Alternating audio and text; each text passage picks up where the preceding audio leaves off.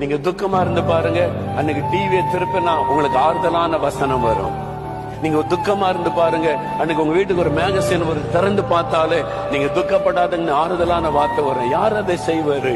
ஆண்டவர் உங்களை ஆறுதல் படுத்த முயற்சிக்கிறார். என் பிள்ளை துக்கமா இருக்க கூடாது, என்னுடைய மகன் துக்கமா இருக்க கூடாது.